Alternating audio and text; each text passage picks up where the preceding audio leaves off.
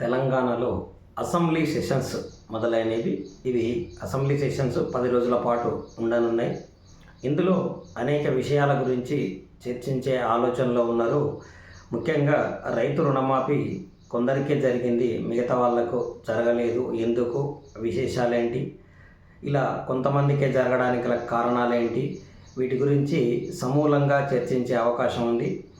ఇంకా వీటితో పాటు ఏదైతే 6 గ్యారంటీలు ఇచ్చిరో 6 గ్యారంటీల అమలు ఎప్పుడు, వాటి పరిధి ఏంది, వాటికి ప్రణాళిక ఏంది, ఆ 6 గ్యారంటీలు అమలు చేస్తారా చెయ్యరా అనే విషయం గురించి కూడా పూర్తిగా చర్చించే అవకాశం ఉంది. దీంతోపాటు 13 హామీలు ఏవైతే ఉన్నాయో ఆ 13 హామీలను కూడా నెరవేర్చే ఆలోచనలో ఉన్నారా లేరా, లేదంటే మాటల స్వభావాన్ని బట్టి నెరవేరుస్తారా లేదా అనే విషయం ఆపోజిట్ పార్టీ ఏదైతే ప్రతిపక్ష పార్టీ ఉందో ఆ ప్రతిపక్ష పార్టీ అనేది ప్రజలకు వెల్లడించే అవకాశం ఉంది.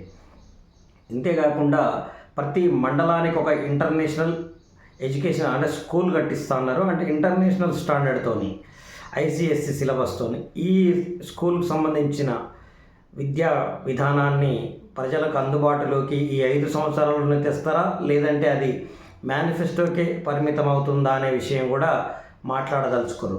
ఇంకా ఇట్లా చెప్పుకుంటూ పోతే చాలా విషయాలు ఉన్నాయి. వారి మాటల్లో మనం తెలుసుకొని ఎప్పటికప్పుడు అప్డేట్ చేసుకుందాం. ఏ విషయంలో ఎంత నిజం ఉంది, రియాలిటీలో జరిగేది ఎంత, జరగంది ఎంత. ఇప్పుడు రైతు రుణమాఫీ ఏకకాలంలో అంటే ఏకకాలంలో రుణమాఫీ ఎంతమందికి అయింది అనే విషయం మనం పరిగణలోకి తీసుకున్నట్టయితే చాలా తక్కువ మందికి అయింది, అది కూడా 1,00,000 లోపు.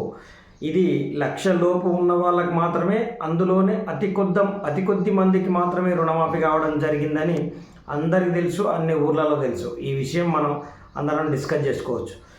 ఇట్లనే అందరికీ అనేది కొందరిగా కాంగ్రెస్ ప్రభుత్వం మారుస్తుంది, ప్రతి చోట అబద్ధం చెప్తుంది.